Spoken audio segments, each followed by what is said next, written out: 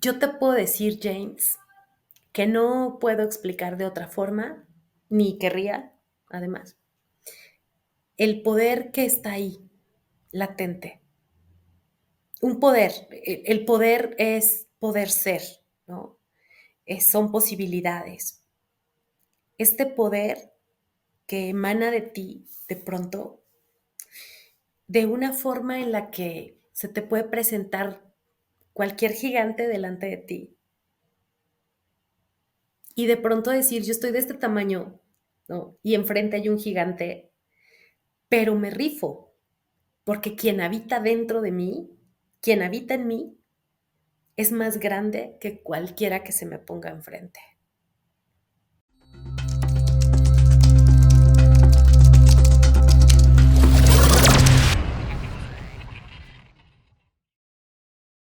Carlin Houghton nació en el estado de Hidalgo. Estudió la licenciatura en psicología. Tiene una maestría en psicología clínica, además de diversos diplomados y especialidades en México y el extranjero. Es doctorante de terapia gestal de campo, además de ser la principal impulsora de la ley Olimpia en el estado de Hidalgo. Se ha destacado por su trabajo con mujeres en situaciones vulnerables a cargo de la instancia de la mujer en su municipio y su fundación Afrontarlo Juntos. Actualmente capacita bomberos, paramédicos y policías en Estados Unidos en materia de salud mental. Es formadora de nuevos terapeutas como catedrática de maestría en psicología clínica y se desarrolla como terapeuta privada. Te invito a que escuches esta entrevista llena de tantas ideas y perspectivas nuevas sobre tu relación con Dios y cómo funciona en tu mente. Descúbrelo en este nuevo episodio. Bienvenidos, Elegidos con James Pérez. Carlín, qué gusto tenerte por aquí en Elegidos con James Pérez. Es un honor que me permitas poder entrevistarte y poder robarte de tu tiempo, sabiendo con la agenda tan apretada que tienes. Te agradezco en verdad que nos regales este espacio para poder hacer esta entrevista. ¿Cómo estás? Muy bien, fíjate que bien emocionada cuando me comentaste de este proyecto. Este, la verdad es que al principio pensé como, ¿y qué onda? O sea, ¿qué va a pasar? ¿Qué tengo que decir? ¿Qué voy a decir? Y después dije, pues nada, ¿sabes? O sea, nada, nada que pudiera ser pensado antes de que lo diga. Creo que de una manera honesta. Ahorita vas a ver. Mira, tú como psicoterapeuta especializada, para los que no te conocen, ya con un nivel muy próximo a doctorado, podemos decirte oficialmente doctora, bueno, ya casi. Sé que te especializas mucho en el entendimiento de ciertas cuestiones de las personas, hábitos, estilos de vida, miedos, que es una cuestión que se dispara mucho en la mente. Pero quiero, para empezar, que me cuenten sobre un miedo específico de una historia muy interesante. ¿Cómo fue esa visita a Six Flags en el Festival de Terror, donde una vampira hizo correr a tres mujeres? Ay, Dios, pues fíjate que es muy curioso porque el miedo de las 3 era diferente, ¿sabes? O sea, aunque las 3 empatábamos en el miedo era muy, muy diferente. Recuerdo que fui a un festival de terror a Six Flags con mis 2 hijas. Cami en ese tiempo tenía, híjole, no sé, tal vez tenía 5 años, tal vez 5 años. Dani, pues, Dani habrá tenido 12 entonces. Eh, y entonces Dani le pide una foto. Dani desde chiquita le encantan las fotos, ¿no? De hecho, ahora se dedica al modelaje. Entonces le pide una foto a la vampira, ¿no? Y, y cuando le va a tomar la foto, la vampira, muy metida en su papel, voltea y le hace como, ¿no? Entonces Dani se asusta y se echa a correr. O sea, Dani de 12 años se echa a correr. Y entonces Cami, al ver a su hermana asustada y no saber qué le pasaba, va detrás de su hermana corriendo. Y yo con el miedo de que digo, ninguna de las 2 traía celular. Entonces, con el miedo de que no las encontrara, salgo corriendo detrás de las 2, pero las 2 gritando. Ya después yo, no es cierto, Dani gritando, Camila llorando, yo diciéndoles como: "Hey, espérense, espérense". Fue algo de verdad que muy, muy divertido. Todavía nos acordamos, nos da muchísima risa. Así pasó. Muchas gracias. Sí, sí me dijeron que seguramente ahí empezó su interés por querer investigar más sobre la mente y los miedos. Está padrísima la historia. Oye, y entrando un poquito a fondo, muchas gracias por compartir esto tan personal. Y entrando un poquito más a fondo, hablando ya de los miedos, ayúdame a entender cómo es que funcionan estos patrones en la mente y en los hábitos para que las personas puedan empezar a generar miedos que muchas veces los inmovilizan y los atacan de una forma que les hacen creer escenarios que son tan complicados en la mente. Pues fíjate que desde la fenomenología, cada miedo es diferente, cada persona es diferente. Sé que escuchamos constantemente eres una persona única e irrepetible, ¿no? Que parece un cliché. Sin embargo, es como voltear a pensar, ¿realmente somos únicos e irrepetibles? ¿Por qué queremos entonces eh, entrar en teorías, ¿sabes? Como ser parte de una estadística, ser parte de una teoría que dice que el miedo tendría que funcionar de esta manera en todas las mentes. Que sí existen, ¿no? O sea, sí existen estas teorías. Sin embargo, cuando vas más allá y empiezas a hablar con la persona misma, y cuando digo persona me refiero a alguien muy específico, ¿no? No me refiero como a esta cualquier persona, me refiero a una persona específicamente. Eh, Cuando tú hablas, vamos a ponerle Juanita, ¿no? Cuando tú hablas con Juanita, justamente lo que platicábamos hace un momento, de las tres estábamos corriendo, ¿no? Las tres estábamos corriendo, las tres teníamos miedo, pero las tres teníamos miedo en una misma situación de cosas diferentes. Era la misma situación, era el mismo momento, pero la experiencia era diferente en cada una de las tres, ¿no? ¿Qué variaba? Absolutamente todo, variaba que éramos diferentes personas. Entonces, esto es justamente lo que nos ocurre, James, cuando, cuando nosotros empezamos a pensar en el miedo. Habrá que pensar en el miedo de qué, pero sí hay algo común. Este algo común que ocurre desde el miedo es que usualmente no tenemos miedo de lo que creemos que tenemos miedo, ¿sabes? Es decir, vemos como la capa de encima. ¿Cómo? O sea, no es como, no me dan miedo las alturas, o sea, hay algún trasfondo más grande, por así decirlo, ¿no? Totalmente, no te da miedo la Ok, ok. altura. Te da miedo, tú dices, me da miedo la altura. Sin embargo, lo que te da miedo tal vez sea caer, o la sensación de caer, o morir cuando caigas, o lastimarte. Pero en sí la altura sería complicado que te dé miedo. Es decir, te da miedo porque hay algo más. Entonces, em, justamente cuando hablamos de miedos, muchas veces los miedos nos paralizan a algunas personas las empujan a actuar, o digo, un miedo te va a paralizar siempre que no lo entiendas. Ok, a ver, entonces, llevando este trasfondo al concepto de qué pasa entonces cuando yo entiendo mi miedo. En el momento, o ayúdame a entender la mente desde tu área de expertise profesional, ¿en qué momento yo puedo saber que ya entendí mi miedo? ¿Hay algunos disparadores o algunas características que me ayuda a conocerlo? Fíjate que cuando estás tomando una terapia de corte fenomenológico, ya sea existencial o gestalt de campo, ¿no? Ambas son de corte fenomenológico, eh, ahí no, en este tipo de terapia, nosotros como terapeutas no pretendemos que el paciente deje de sentir miedo. Eso es curioso, ¿no? Porque Ok. en la mayoría de las corrientes te dicen como, bueno, sentir miedo no es bueno, entonces vas a tener que dejar de sentir miedo. Aquí es como, ok, ¿no? Tampoco es bueno sentir miedo, no, no es ni bueno ni malo, pero eso es lo que estás sintiendo, ok, perfecto, descríbemelo, ¿no? Y entonces empiezas a describir y empiezas a describir la situación, es decir, situación más emoción igual a experiencia. Empiezas a describir entonces la experiencia, ¿no? Con preguntas como ¿qué y cómo? ¿Qué y cómo? ¿Por qué no nos interesa? El por qué no nos interesa, porque usualmente los seres humanos tendemos muchísimo a entrar en explicaciones que terminan siendo justificaciones para poder seguir actuando de la forma en la que lo estamos haciendo.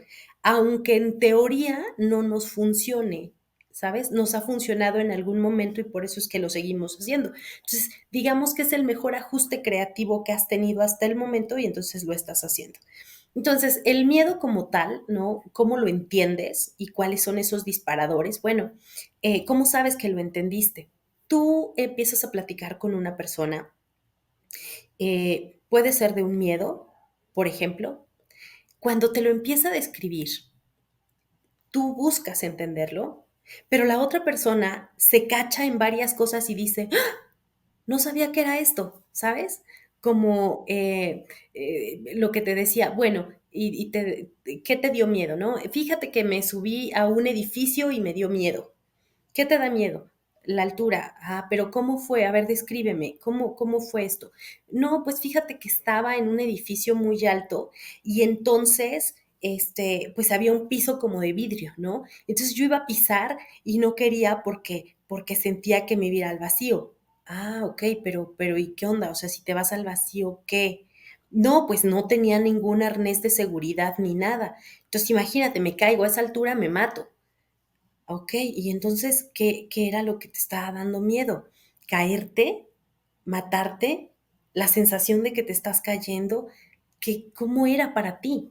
Y entonces empieza a describirlo y llega un punto en el que la persona, ejemplo, dice, oye, pues lo que me da miedo es la sensación de caerme y este hueco en el estómago que se me hace. Es esa sensación. Porque fíjate que ahorita que me acuerdo, un día, y entonces te empiezan a contar una historia donde algo le ocurrió que tenía que ver justo con el miedo que ahora siente. Es decir, no salió de la nada este miedo. Aquí se me hace bien interesante. Primero, son dos preguntas que están saliendo de aquí. La primera, se activa de forma muy similar a nuestro sistema de defensa de supervivencia que va generando nuestra mente desde pequeños, conforme vamos aprendiendo, vamos identificando, por ejemplo, los bebés, ¿no? El efecto del moro, que ves que sienten que se van a caer y abren los brazos porque tienen miedo al vacío. Y ellos no entienden qué está pasando, sino su cerebro se está desarrollando para la protección de salvaguardar la vida. Los miedos, pudiéramos decir así, generalmente van ligados a este tipo de sistema de supervivencia que tenemos innato. Sí, sí, sí, definitivamente un miedo es un sistema de supervivencia, así como todas las otras emociones, ¿no? Pero específicamente el miedo, claro, el miedo te pone a salvo, el miedo busca ponerte a salvo. Ok, gracias. La segunda, en el proceso del aprendizaje para la acción del miedo, ¿cómo es que llevamos a romper esa barrera de ahora ya lo comprendo, ahora ya sé que me está deteniendo para poder tomar acción y a lo mejor no sobrellevarlo o no vencerlo, sino aprender a vivir con él? Porque muchas veces esto es lo que nos detiene y he escuchado historias de personas que como no han trabajado sus miedos, lo van haciendo cada vez más grande y van generando un sistema alrededor de cosas que van generando su mente que les imposibilitan hasta salir de su casa y que han tenido un nivel de aislamiento porque todo les aterra ya. ¿Cómo podemos llegar a entender esa convivencia con las cosas que nos aterran? Bueno, por principio de cuentas, creo que aterrarse y sentir miedo son cosas diferentes. Ok, Eh, Pero hablando del miedo, por ejemplo, ¿cómo podemos hacerlo? Una vez que tú lo entiendes y te das cuenta de qué es lo que te está dando miedo, buscas, quizá o no, porque eso ya lo vas decidiendo tú, asegurar esa parte. Ejemplo, la persona que dice, tienes razón, no me da miedo estar en un edificio alto, ¿no? Me da miedo, o sea, que esa misma persona cayó en cuenta de que lo que le da miedo es caer porque no tiene un sistema de seguridad, ¿no? Entonces de pronto es como de, bueno, ok, pero y entonces se va a algo más profundo, ¿no?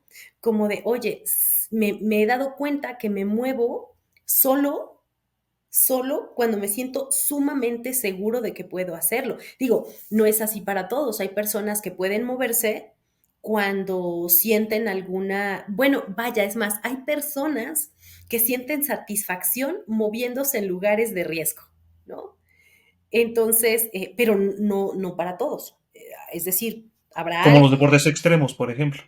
por ejemplo, como los deportes Ok. extremos, que entre más riesgo implique, o más aventura, debo decir, porque es diferente el riesgo a la aventura, pero donde más aventura implique, pues ahí le dan, sabiendo que hay un riesgo letal. Pero es que no a todos nos da miedo lo mismo, ¿sabes? O sea, no a todos nos da miedo morir, no a todos nos da miedo la oscuridad, que obvio tampoco sería la oscuridad, sería como ¿qué es lo que te da miedo? Pues saber que algo puede pasar en la oscuridad que yo no estoy viendo, ¿no?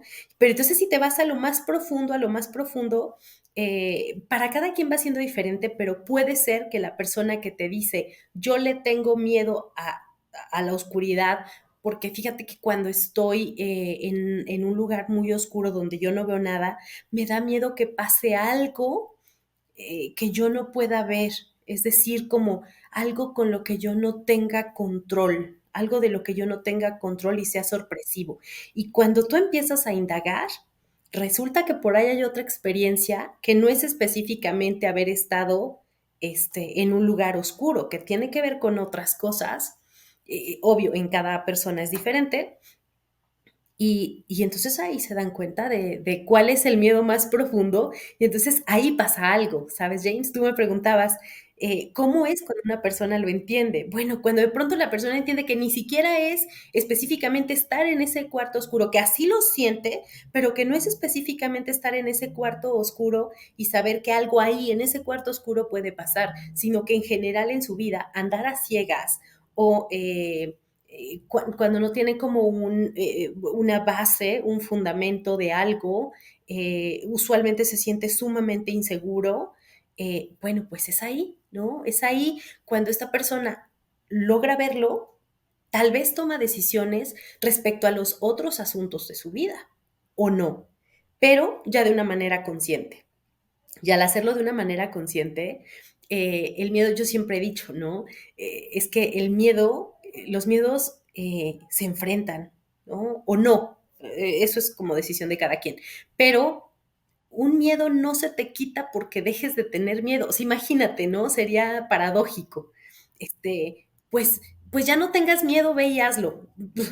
Sí, o sea, es lo que he estado tratando de hacer durante los últimos 30 años de mi vida. Entonces no, o sea, Sí, claro, como ya no estés triste. ya no estés triste, exacto. O sea, es como de, ok, pues, ¿qué te parece si tratamos de entender tu miedo? Y tampoco es, bueno, pues con todo y miedo, ve y hazlo. Pues no, pues si te estoy diciendo que tengo miedo y el miedo me paraliza y no puedo hacerlo, ok, tratemos de entender cómo es tu miedo, ¿no? Y al entender cómo estás siendo tú, cómo te estás viviendo con ese miedo, eh, hay muchísimas cosas que salen y entonces es como justo como un gatillo, ¿no? Acciona algo.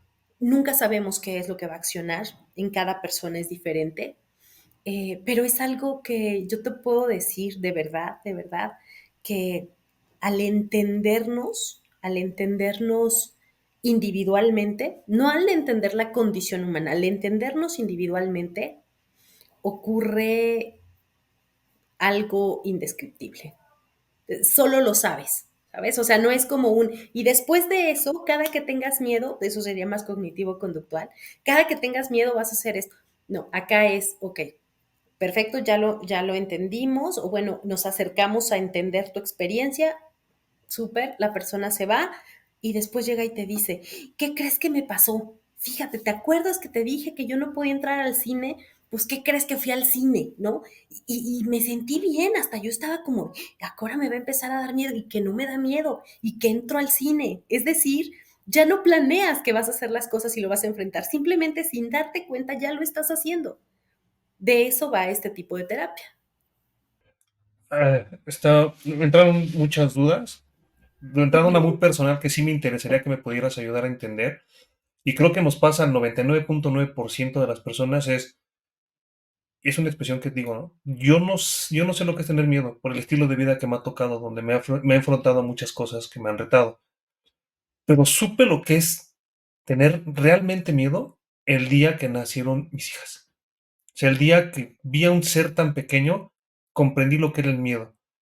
Quiero entender entonces que por lo que nos estás explicando, esto nos pasa al 99.9% de los papás porque no tenemos el control, según lo que dijiste en estos momentos, porque no tenemos el control sobre la vida de ellos. ¿Es correcto?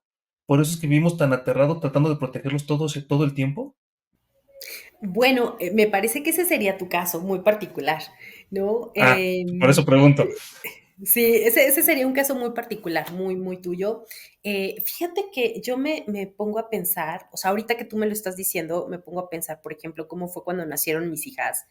Y yo recuerdo que yo, sabes, todo así como que apenas puedes de todo el esfuerzo y demás. Este, y fue, lo primero que pregunté fue, ¿está bien? O sea, en ambos casos, ¿está bien? ¿Todo está bien? Sí, todo está bien. ¿Están sanas? ¿Están, sí, sí, están hermosas, están sanas? Corte A, me desmayo, ¿no? O sea, fue como si yo solo necesitara saber que ellas estaban bien. Eh, y nada, los miedos los vamos viviendo, James, cada quien de una forma diferente y en momentos específicos muy, muy distintos, ¿no? Yo te puedo decir que sí hay muchos papás que no sienten miedo, me acuerdo, ¿no? De pacientes. Y te puedo decir que sí hay muchos papás que no sienten miedo. Pero ¿qué crees que? Pues también hay muchos papás que a los que sus hijos no les interesan, por triste que suene. Y es real. Sí, sí, qué fuerte.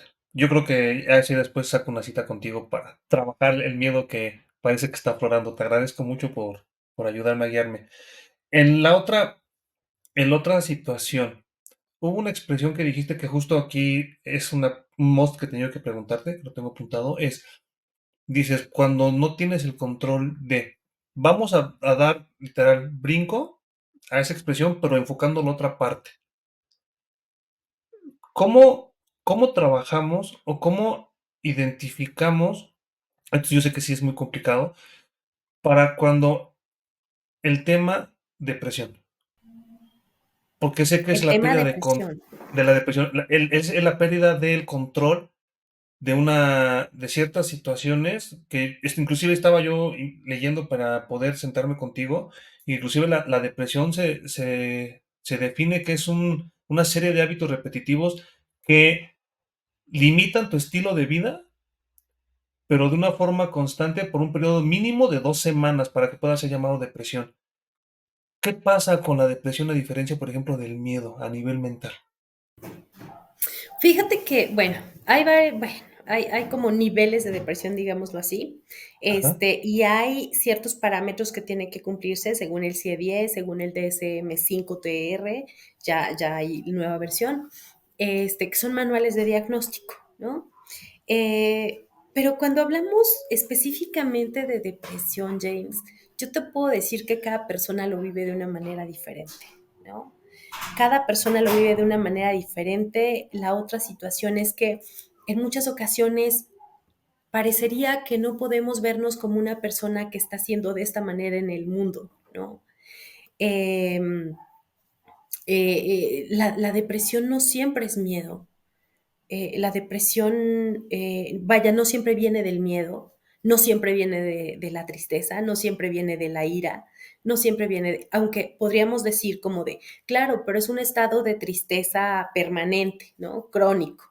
Mm, ¿Sabes? O sea, en cada persona es distinto, pero fíjate que ahorita que lo comentas así, depresión, ¿no? Depresión. Y suena algo culturalmente satanizado, depresión, ¿no? Quitémosles la depresión, que la gente esté feliz.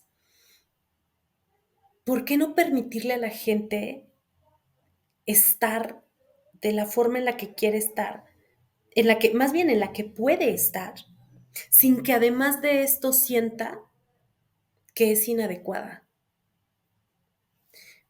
De pronto, yo te puedo decir que tuve una paciente, recuerdo, que llegó hace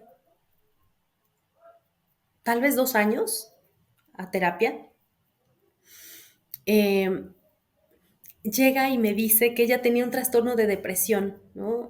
Trastorno depresivo mayor, que había ido con un psicólogo y que este psicólogo la diagnostica, la manda a psiquiatría, el psiquiatra le da medicamentos, ¿no? Para la depresión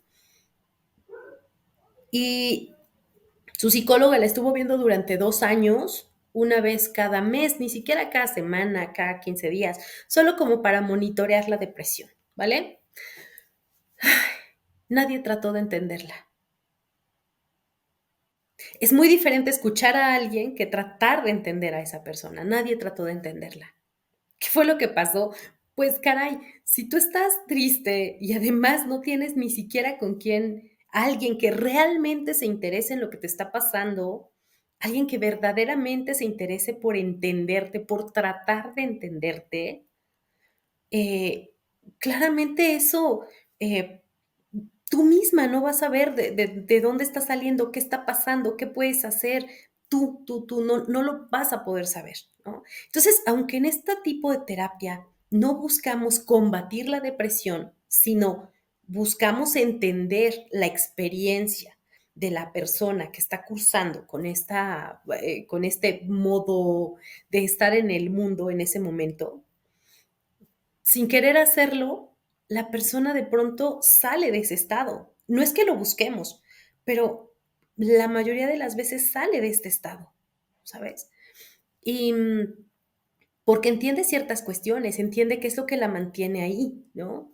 Entiende que en este caso, esta chica, después de medicación, 2 años de terapia, eh, recuerdo muchísimo, y es de las experiencias más padres, creo, o que al menos ahora recuerdo, como terapeuta, como a la quinta sesión, ella me dijo que pasó de el mismo trabajo, y alguien me podrá decir como de, no, una persona con trastorno depresivo mayor, ya ni siquiera va a trabajar, no es productiva, no se levanta de su cama, etcétera. Hay muchas formas de vivirlo, ¿no? Según manual dice que sí, pero hay muchas formas en que lo viven diferentes personas. Bueno, estábamos saliendo de la pandemia, no tenía necesidad de ir a trabajar, ¿no? Y muy baja productividad en su trabajo, etcétera.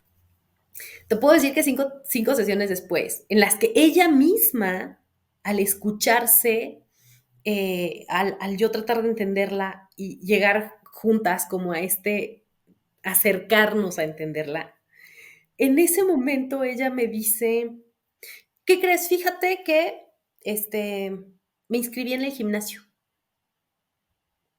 Órale. Y estoy pensando seriamente en dejar mi trabajo. Yo creo que voy a renunciar.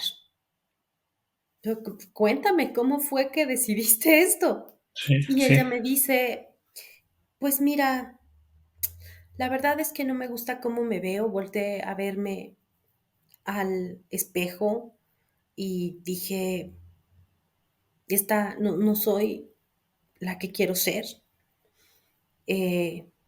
decidí que quiero estar activa, ir al gimnasio, pero además no me gusta este trabajo. Este trabajo me da muy para abajo, no me gusta la gente con la que convivo, solamente quiero que, o sea, empiezo a trabajar y quiero que la jornada laboral se termine porque no es un trabajo que me satisfaga, me siento encerrada, me siento, ¿sabes? Entonces, con todo esto que te estoy diciendo, que es así como muy por encimita, con todo esto que te estoy diciendo, pues resulta que la depresión, ¿no? No era en este momento por lo mismo que inicialmente era, que había terminado con un novio con el que había vivido 10 años. O sea, la depresión en este momento era diferente, Sí, se había transformado junto como ella estaba transformando en su vida. totalmente. Entonces, una cosa la llevó a la otra, pero en este no entenderse, en este que nadie intentaba entenderla, pues realmente ella se quedó anclada en que ella tenía depresión y literal fue su motivo de consulta.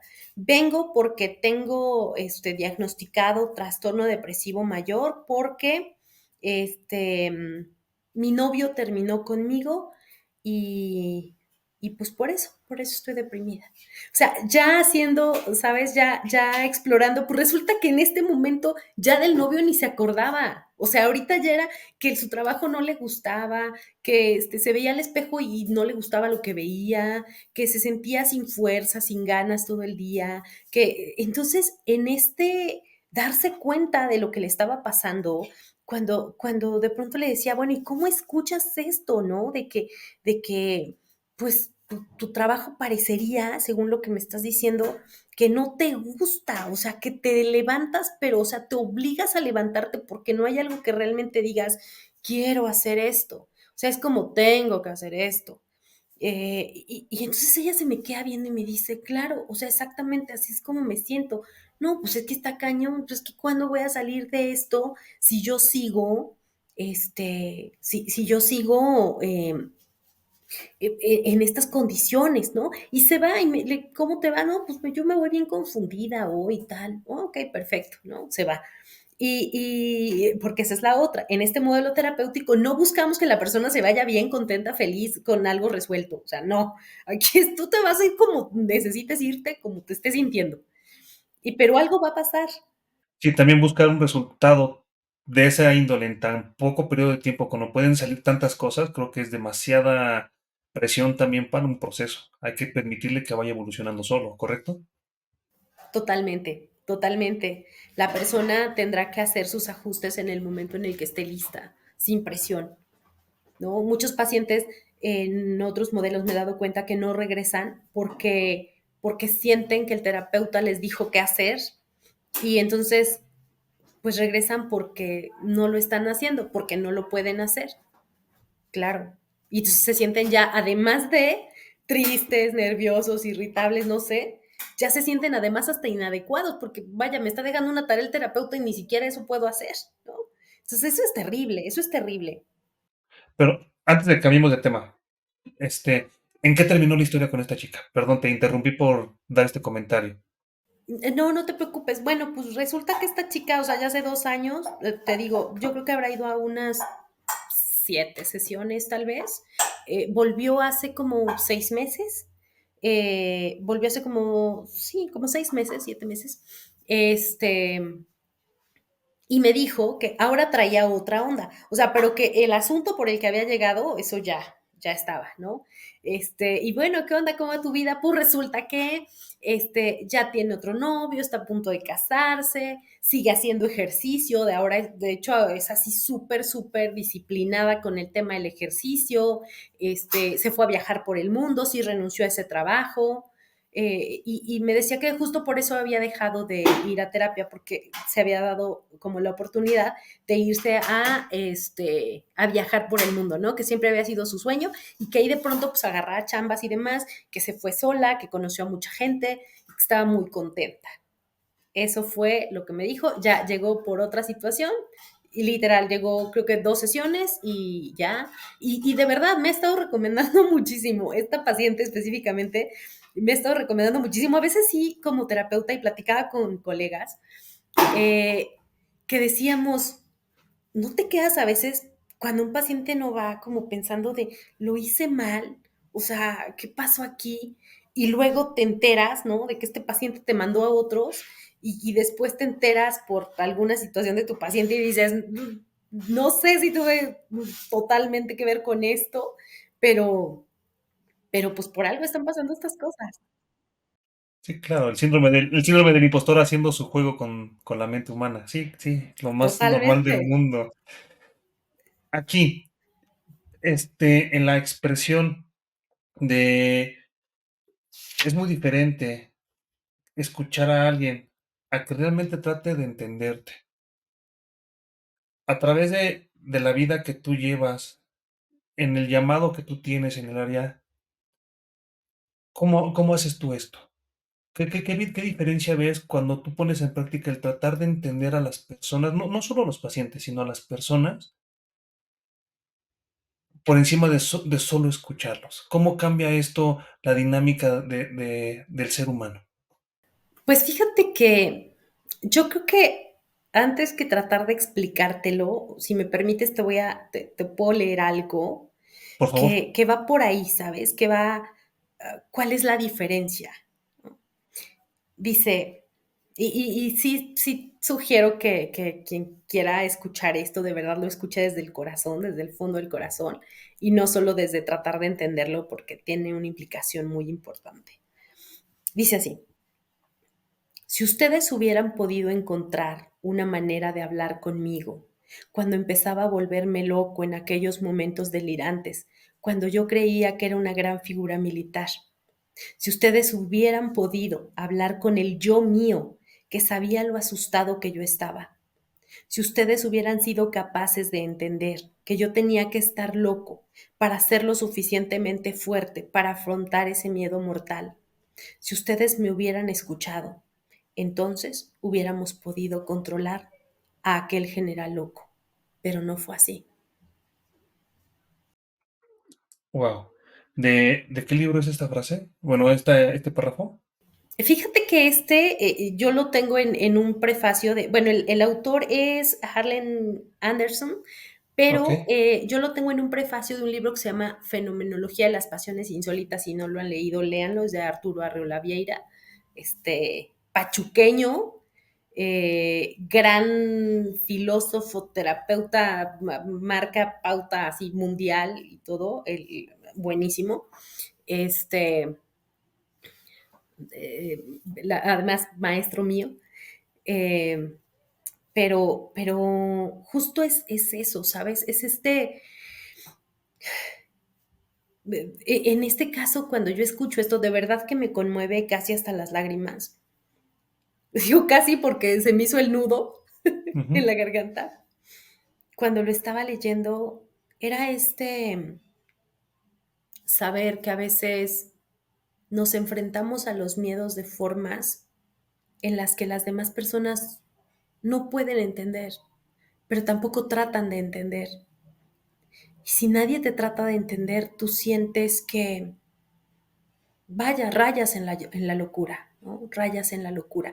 Ojo, cuando digo locura no me refiero al trastorno, me refiero a esto que el autor maneja como locura, ¿no? Que es como este paroxismo de, del no querer saber de ti, que ya a veces raya en la psicosis, ¿no? Eh, si me hubieran escuchado, tal vez yo me hubiera escuchado y sabría que, que no era por ahí. Pero en ese momento claramente yo creí que era por ahí y no tenía otra forma de pensar algo diferente. Es así, ¿sabes? Es la diferencia entre escuchar entre escuchar para tratar de entender y solo escuchar las voces, que es el ruido o el sonido que sale de tu voz, es tan diferente como el día y la noche. Aquí, voy a hacer zoom a esta expresión porque creo que este es el momento donde puedo hacer esa pregunta tan obligatoria de este podcast. ¿Cómo funciona la relación del escuchar? Se me hizo muy fuerte esa expresión de Si me hubieran escuchado, probablemente yo me hubiera escuchado a mí mismo y hubiera entendido lo que me está pasando. El efecto boomerang, ¿no? Palabra que va, palabra que regresa y puedo comprenderme mejor. ¿Cómo entra aquí Dios en la relación para aprender a conocerte también mejor? Para poder entender quién eres en este mundo, para estos procesos donde realmente veo que hay una necesidad del entendimiento del ser que te ayuda a conocer las acciones que tienes que llevar a cabo. ¿Cómo funciona Dios en todo esto? Fíjate que para mí,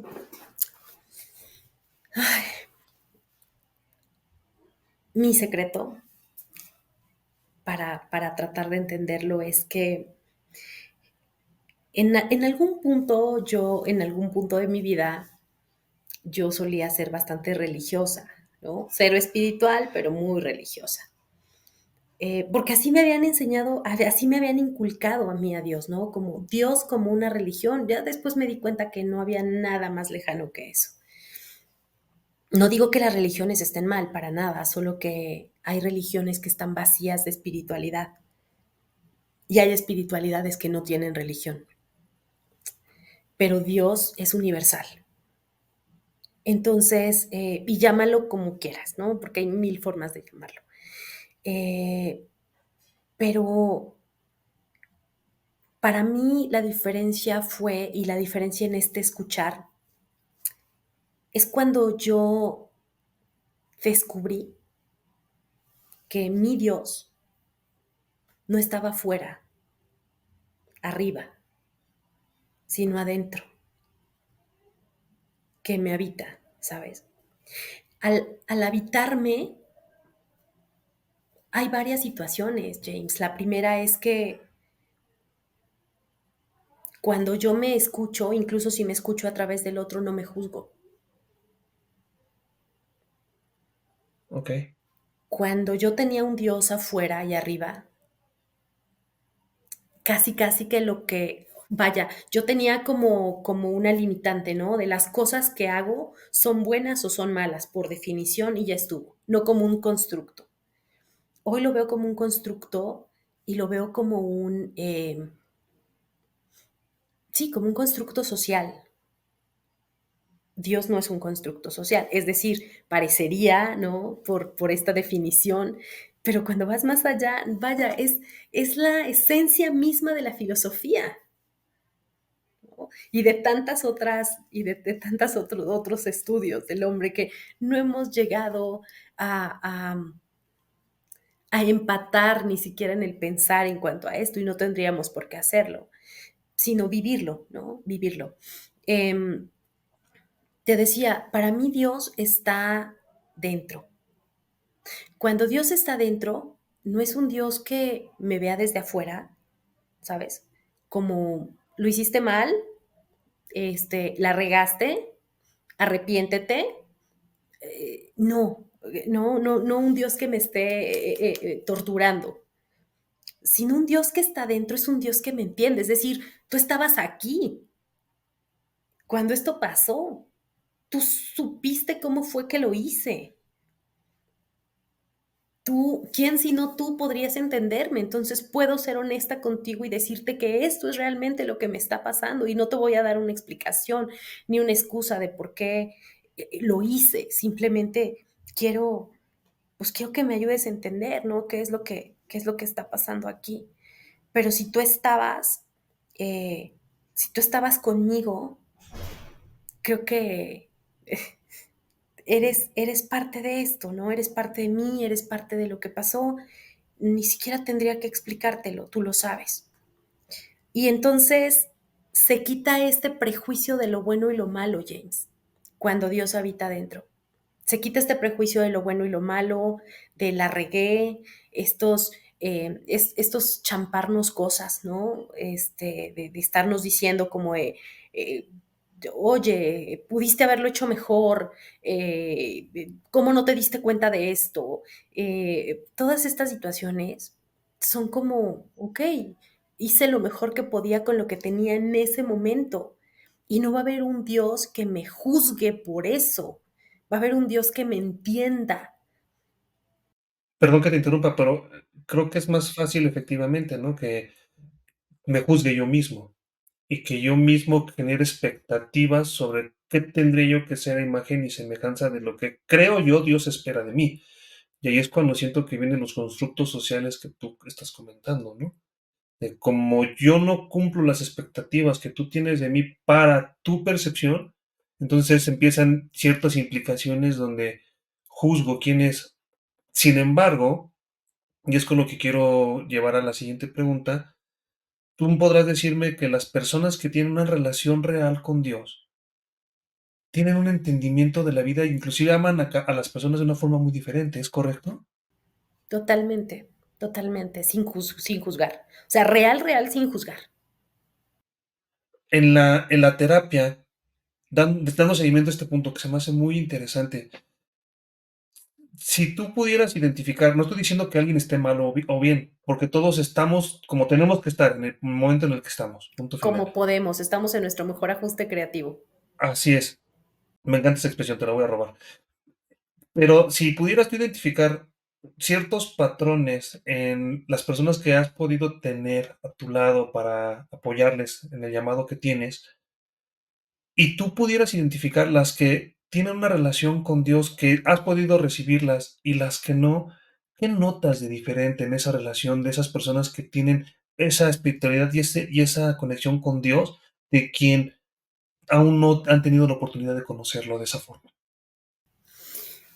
Híjole, James, es que qué buena pregunta me acabas de hacer, me dejas pensando, porque fíjate que mucha gente, es más, toda la gente, así te lo pongo, ¿no? Toda la gente tiene una relación con Dios, toda, toda, toda, toda, toda. Y habrá gente que venga y me diga, yo no creo en Dios. Ah, bueno, se vale, ¿no? Se vale también. Pero ¿qué crees? Esa es tu relación. Tu relación está en esa incredulidad. Tu relación con Dios es una relación de incredulidad. No, no, no, es que si Dios existe, debe ser terrible porque hizo. Ah, ok, entonces tu relación con Dios es de enojo, pero tienes una relación con Dios, de enojo, pero esa es tu relación. Hay personas que tienen una relación con Dios de protección, ¿no?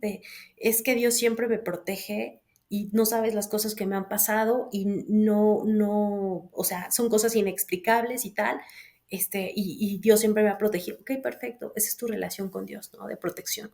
También hay personas que vienen y dicen, no, es que eso no le gusta a Dios. ¿Cómo puedes saberlo? No, es que, y entonces ya nos vamos a la religión, ¿no? No me quiero meter en ese tema. Este, no me quiero meter en ese tema y no es por miedo, es porque soy muy respetuosa de las diferentes expresiones de todas las religiones. No, y gracias, efectivamente, porque muchos desde su posición van a empezar a decir, mi opinión es esta, y lo que estás diciendo es muy válido, porque es tu Sí, relación, es la que tú has ido generando. es la que, exactamente, es la que tú y tu entorno te han permitido generar, ¿no? He escuchado a muchísimas personas introyectarle a los niños ideas eh, tan absurdas. Fíjate, o sea, lo voy a decir así, ¿no? Eh, vi un reportaje, seguramente fue, donde había una competidora, bueno, un competidor de natación que nunca ganó, o sea, bueno, no era sobresaliente ni relevante. Pero entonces se hace un cambio de sexo y empieza a competir con las mujeres. Y Ok, entonces gana. Y las mujeres llega un punto en el que dicen, yo ya no voy a ir a competir porque físicamente nuestra constitución es diferente. O sea, aunque tú me digas que es mujer, o sea, físicamente somos diferentes, así es que yo no voy a ir a competir, ¿no? Y entonces no van. Y entonces, pues obviamente, pero cuando él iba, pues, y competía contra estas mujeres, ganaba todo, ¿no? O sea, pasaba de competir contra hombres que no ganaba a competir contra mujeres y ganar todo. sí, por su naturaleza genética. Exacto, ¿no? Por naturaleza biológica. Entonces, de pronto, he escuchado personas decirle, a los niños, si, si ella se siente mujer, es mujer, pero Dios no existe, ¿sabes? Es como, es en serio, es en serio. ¿Por qué? A ver, James, yo no me voy a meter con estas situaciones en la que sé que es muy polémica la situación, sin embargo, yo te puedo decir, a ver, como terapeuta, y precisamente por eso no pretendería regularlo legalmente, ¿no? O sea, está bien padre poder hacer fenomenología con eso, pero me tengo mis reservas, ¿sabes? Porque si una persona, si una persona, James, mide unos 60 y pesa 40 kilos, pero se siente gorda, obesa, mórbida, hay un nombre para eso, ¿no? Hay un nombre para eso y es un trastorno. Es decir, yo me veo como algo que no soy, que no tengo. Y además, te mandan a una clínica para que te empieces a ver como, o sea, en estas terapias como tradicionales, ¿no? Te mandan a Ajá. una clínica, bueno, hasta psiquiatría, para que trabajes tu dismorfia corporal, ¿ok? Y entonces, porque una persona que dice, yo soy mujer, aunque me veas como hombre, soy mujer y dime mujer, me parece una doble moral, un discurso totalmente absurdo. A mí me lo parece, ¿no? Sí, desde la posición en la que te genera a ti mayor convencimiento o valor, ¿no? O sea, puedes defender una postura y eso te vuelve también radical en el sentido de tú pides que la gente vea lo que tú ves, pero no quieres ver también lo que otras personas ven. Es muy Totalmente. complicado. Sí, no tengo palabras por mi fe y mi corazón. No tengo palabras para poder decir algo que no entiendo. Y agradezco que nos estés ayudando a entender esto, ¿no? Efectivamente. No puedes decir que de A a la Z llegaste solo cuando conoces que hay todo un abecedario, ¿no? Y decir, no existió de la B a la Y. No existió, nada más existe de A a Z. Y hacer creer que solo tu camino es el correcto, entonces nos llevaría a todos ser exactamente iguales y no existiría la diversidad con la que estamos. Y tú podrás decirme, ¿cuántas personas, es más, dime una sola que hayas encontrado que digas, esta piensa igualita a la otra? Son igualitos. No hay forma, no hay forma. Pero justo, o sea, creo que la gran broca que yo veo actualmente es que no somos capaces de entender al otro desde otro. O sea, quiero entenderlo desde mí, ¿no? Desde yo ya tengo paradigmas y desde estos paradigmas quiero entenderte a ti. Es decir, yo no quiero entender cómo tú lo estás viviendo. Quiero entender, quiero entenderte solo desde lo que yo sé, nada más. Eso es terrible. Si me permites conectarlo, y ahí es donde creo que entra una parte de uno de los mandamientos que creo que es la base de todo el mundo y mucha gente no lo reconoce, pero está escrito, que es ama a los otros como quieres ser amado, ¿no? O sea, nada más entiéndelos como quieres tú ser entendido. Ponte en su lugar, o sea, realmente ponte del otro lado y ámalos como te gustaría a ti que te amaran en esos momentos. Y creo que eso cambiaría la dinámica de una forma impresionante. Llevando sobre este mismo tema, ¿cómo, ¿cómo pudieras tú explicarnos? Porque justo estaba leyendo un libro que, si no lo has leído, te lo recomiendo mucho, que se llama Gana la guerra de tu mente, de Craig Rochelle. Es un líder internacional muy reconocido por hábitos, pero que también tiene una fe en Dios. Y en su libro él explica sobre una investigación que no recuerdo el libro, no me gustaría traerlo en este momento, donde hay un libro que hace un científico en neurología especialista donde dice que está comprobado científicamente que los procesos donde las personas se sientan o se dan un tiempo a solas para darle ese tiempo a Dios, hablar con Él, tener esa relación tan cercana, de forma habitual, cambia tu estilo de pensamiento y genera endorfinas que te llevan a la felicidad y que está comprobado que genera el mismo nivel de dopamina inmediatamente, pero por 10 que tú sientes cuando estás en las redes sociales, que por eso estamos todo el tiempo. Y que con solo unos minutos al día se comprobó que este tipo de hábito, de solo estar cerca de Dios, mejora la vida de las personas y ha ayudado a bajar los niveles de lo que hablábamos al inicio, de depresión, de entendimiento del temor, de todo alrededor, de una forma sustancial. Digo, voy a acordarme cuál es el libro, te lo voy a pasar, porque confirma que científicamente esto genera un cambio de mentalidad que te lleva a un cambio de hábitos, que te lleva a un cambio de vida. O sea, ve nada más la escalera y dice, todo viene a partir de decidir tener una relación con Dios. ¿Cómo ves esto? Interesante. Y volvemos a esto, ¿no? Decidir tener una relación con Dios y a veces decidir cambiar tu relación con Dios.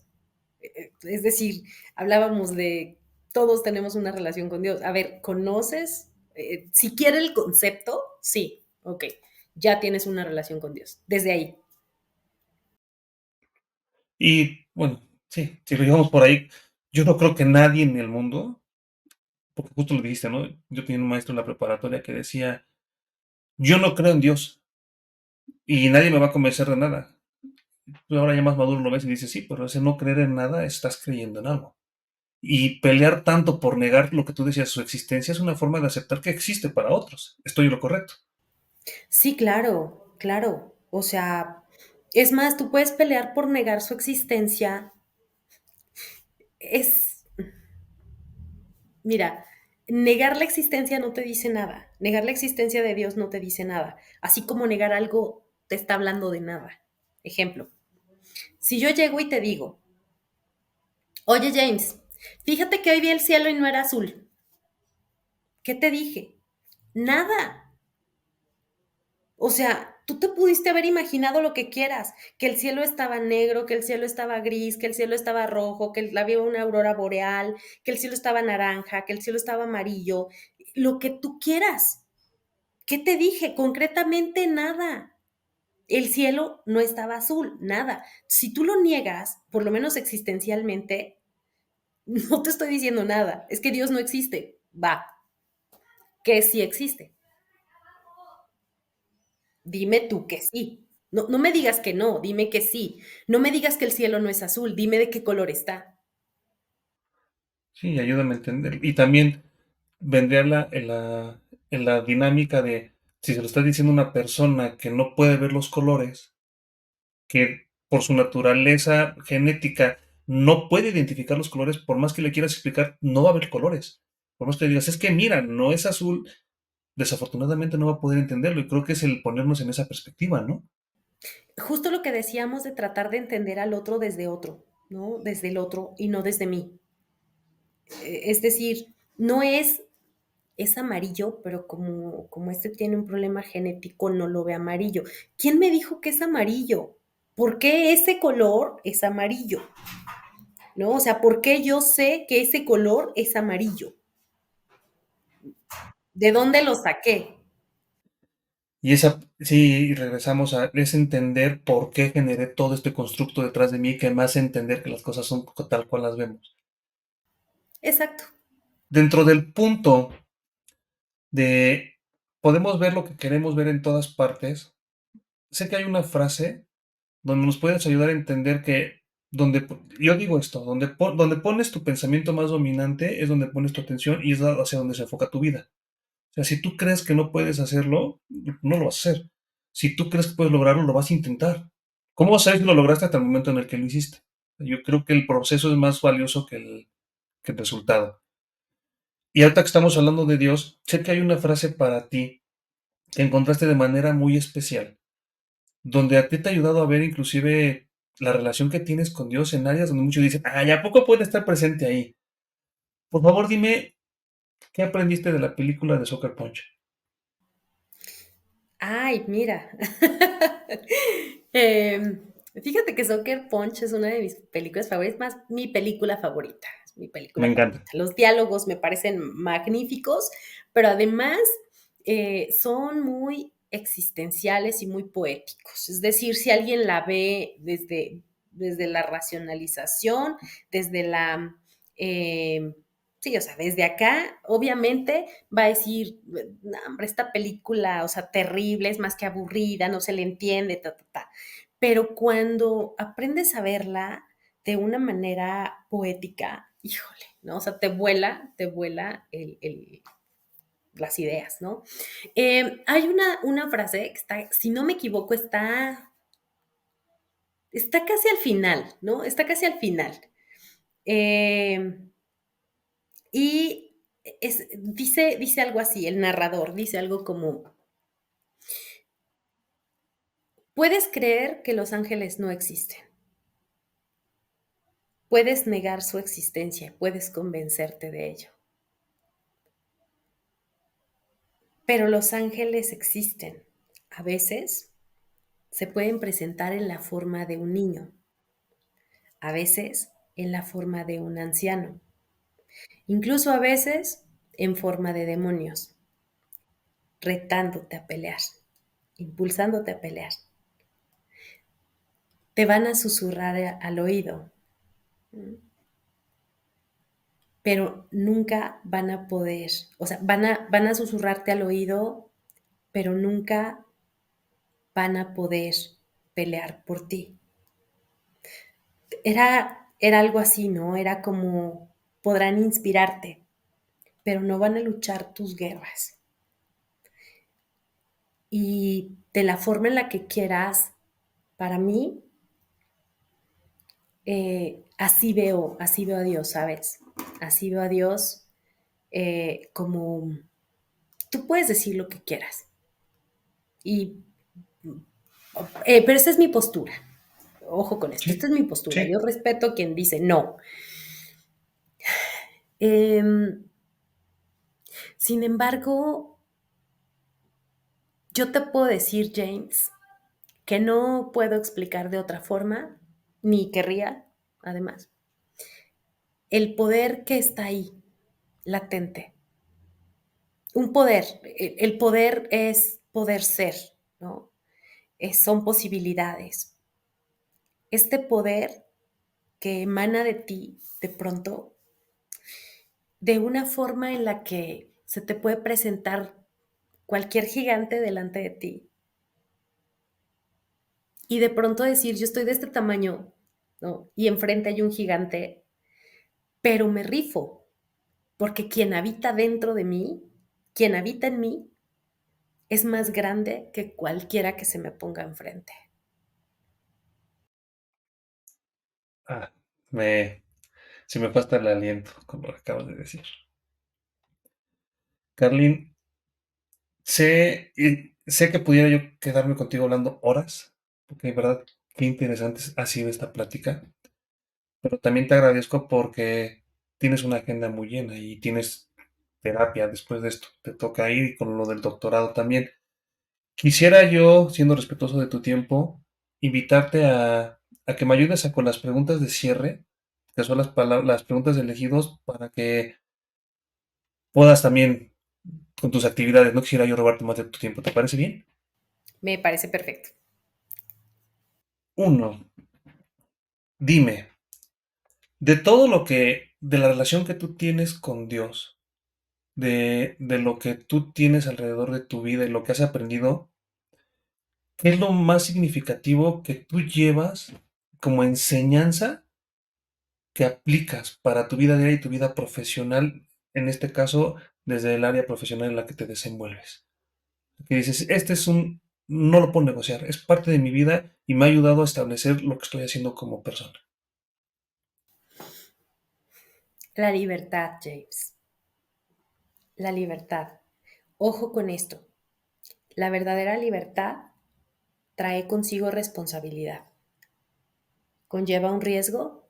Sí, pero no es una aventura, es un riesgo. Y trae consigo mucha responsabilidad, que es esta capacidad de responder ante esto que se te va presentando, ¿no? Después de esta libertad de elegir, y ojo, lo que podemos elegir realmente es nada, es muy poco. Tú puedes elegir salir sin chamarra si quieres, pero no puedes elegir si va a llover o va a ser calor o va a ser frío, ¿sabes? Puedes elegir, realmente puedes elegir cosas que podrían cambiar tu perspectiva, tu forma de estar en el mundo, la tuya, pero no la de los demás, ni cómo los demás van a reaccionar ante eso. Entonces, algo que para mí es innegociable es la libertad de ser quien soy, de creer en lo que creo y permitirle a los demás realmente ser quienes estén siendo en ese momento, recibirlos y, y no cuestionar por qué creen o por qué no creen. A veces sí para entender, ¿no? Pero no como un querer imponerles una idea. O sea, a veces sí como, a ver, cuéntame, o sea, pero ¿cómo es que tú llegaste a creer esto, ¿no? O sea, y de verdad, es desde una real necesidad de saber, nada más. Pero la libertad para mí es innegociable. Y puesto justamente, ¿no? Puesto en Dios, porque me parece que para mí, híjole, es que Dios es muchísimas cosas, pero Dios es libertad para mí, ¿sabes? Es esta libertad de creer que puedes hacerlo, es esta libertad de creer que también de creer que no puedes hacerlo, de creer que eres suficiente y también esta libertad de creer a veces que no, ni no está ni mal ni bien, pero a todos nos ha pasado alguna vez, sin necesidad de sentirnos insuficientes, inadecuados, ¿sabes? O sea, estaría muy, muy feo que además de sentirnos insuficientes, además de eso, nos sintamos inadecuados. Es decir, siento que no puedo y todavía siento que estoy mal. ¿No? Es como, pues, ¿dónde quepo? En ninguna parte. Y además, la gente que viene me dice como, deberías hacer esto, deberías hacer esto, deberías hacer esto. Ya basta, o sea, si pudiera lo haría, pero claramente esto es lo mejor que puedo hacer con lo que tengo, esa libertad. Muchas gracias. Qué bonito. Siguiente pregunta. Si, si pudieras decirnos en qué momento de tu proceso de vida entendiste que tienes que dar ese salto de fe para dedicarte a lo que te dedicas y ayudar a otras personas como lo estás haciendo, ¿cuál fue? Ay, James, pues recuerdo el momento, ¿eh? Bueno, no, recuerdo el momento en el que elegí hacer esto, pero no recuerdo el momento en el que, bueno, es más, ahora que lo pienso, yo jamás creí que podía ayudar a alguien, ¿sabes? O sea, no es mi intención, porque ayudarme a sentirme que puedo ayudar a alguien sería como a veces verlos como desvalidos y no, nadie está desvalido, por increíble que parezca, no lo están. Acompañar sería, creo que la palabra que yo utilizaría, ¿no? Acompañarlos a donde sea que quieran ir. Eh, Creo que cuando decidí que podía acompañar fue cuando yo me sentí sola, sola en el sentido en el que podía haber más gente alrededor, pero no me sentía escuchada. Es decir, no sentía que alguien realmente quisiera entender lo que a mí me estaba pasando, sin tener que decirme, deberías hacer esto otro, ¿por qué no pruebas esto? Ya intentaste, ¿sabes? O sea, realmente solo entenderme.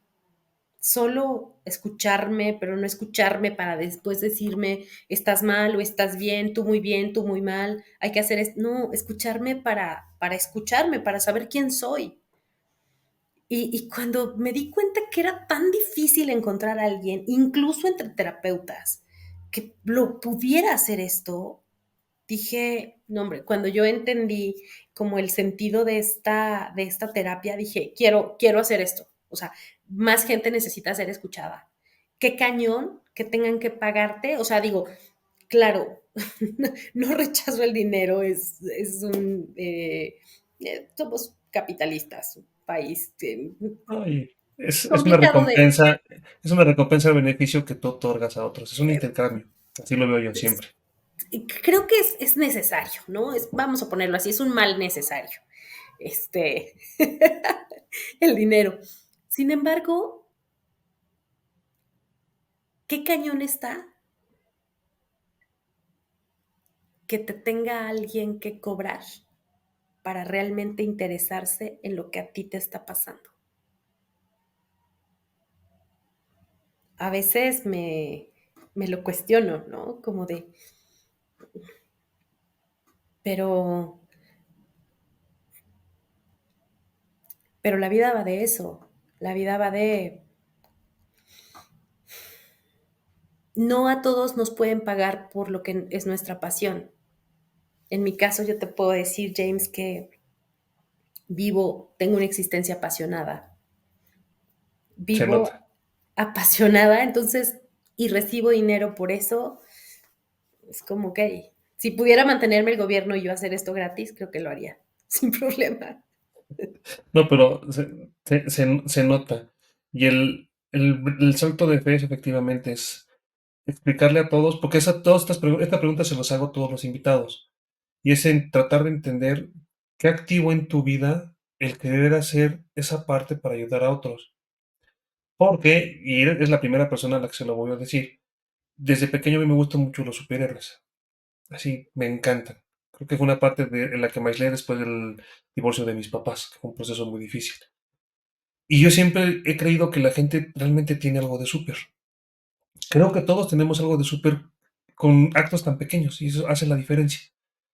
Y entonces, viendo una película de El Hombre Araña a través del universo, la primera animada, que es muy buena, hay un momento, no sé si ya la lograste ver, hay un momento donde el Peter Parker de color de raza negra le dice al Peter Parker tradicional, ¿y cómo sé que estoy listo y que puedo hacerlo, no? Que puedo ser un superhéroe. Y le dices que es un salto de fe. No lo vas a saber hasta que no lo des. Por eso viene esta pregunta, es tratar de entender cómo supiste que era el salto de fe para entregar tu vida a ello. Y te agradezco esa confianza para decirme. Nunca lo supe, James. Mi vida va de salto de fe en salto de fe. Te lo digo real, real, ¿sabes? O sea, Sí, haber gracias. venido ahorita aquí es un salto de fe también, o sea, no sé qué va a salir de mi boca, ¿no? No sé cómo me van a juzgar, no me importa tampoco, ¿para qué te engaño? No es como algo que me vaya a quitar el sueño. Eh, pero, pero realmente lo que te puedo decir es que me precio de ser una elegida, ¿no? Porque, porque los saltos de fe son algo tan común en mí. Y hasta ahora, mmm, creo que cuando conectas con Dios, sabes dónde es. Simplemente pasa. No puedes explicarlo, no hay un momento para mí, ¿sabes? No hay un momento de decir, y en este momento fue cuando, a pesar de que supe cuándo quería dedicarme a este tipo de terapia, yo me acuerdo que yo tenía 4 años cuando dije quiero ser psicóloga. Este, curiosamente también fue después del divorcio de mis papás que dije quiero ser psicóloga. Pero no, yo nunca fui con un psicólogo antes de ser psicóloga, ¿sabes? Una locura. Digo, ahorita sí, la verdad es que me superviso todo el tiempo, voy a terapia, etcétera, pero antes de eso no. Entonces, yo sí te puedo decir, James, mi vida es un salto de fe. O sea, pasa algo y simplemente es como de, luego vemos qué onda, ¿no? Este, Tú hazlo, ya luego vemos qué onda. Dijeran en mi pueblo, andando la carreta se acomodan las calabazas. Porque hay una frase que a mí me gusta mucho, James. Un pájaro puede posarse en una rama muy delgada, muy, muy, muy delgada. No porque tenga fe en la rama, tiene fe en sus alas. Y yo te puedo decir que me la paso de salto de fe en salto de fe, no porque tengan fe en que las cosas van a salir bien, solo porque sé que si no salen como yo lo planeaba, igual voy a estar bien. Gracias. Siguiente pregunta. En el libro de tu vida, ¿cuál es el siguiente capítulo que te emociona escribir más y por qué?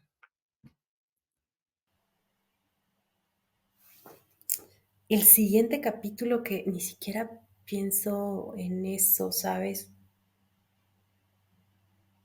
Ayer te voy a compartir algo que me dijo un paciente de 8 años. Yo cometí un error gravísimo con él, déjame te digo, en la terapia, porque yo con este real querer saber, ¿no? Porque él me estaba diciendo, yo le pregunto, oye, ¿y qué crees que vaya a pasar, no? O sea, terrible mi pregunta, pero la hice, lo que callamos los terapeutas, debo decirlo, ¿no?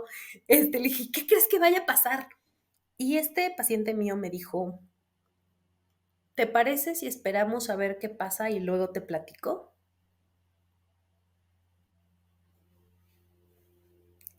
Y me reí como de mí, ¿sabes? Claro, sí, claro, ¿cómo no se me ocurrió a mí, no? eh, Él me decía, ¿te parece si esperamos a ver qué pasa y luego te platico? Pero ahorita estoy muy emocionado. Ok, ¿no? Fregón. Ahorita, ¿qué te puedo decir yo? No sé, ni siquiera sé qué voy a hacer ahorita. O sea, sé que tengo que atender pacientes, no sé qué vaya a pasar, ¿no? Igual me encanta, este, pero no sé si me emocione más comer verduritas al vapor o tampoco sé si es lo que voy a comer, ¿sabes? No sé, no tengo idea, James. ¿Qué es lo próximo que me emocione? No sé. Estoy aquí ahorita contigo y me emociona mucho. No sé. Muchísimas gracias. No sabes lo honrado que me hace sentir el entender la importancia del presente y no pensar también en el futuro muchas veces. Para terminar, si en este momento Dios te permitiera conectar todos los corazones del mundo, todos los lenguajes, y te permitiera darles un mensaje a los demás y que todos lo entendieran, ¿cuál sería? Creo que el mensaje sería, creo que el mensaje sería el mismo que nos da la Tierra, James.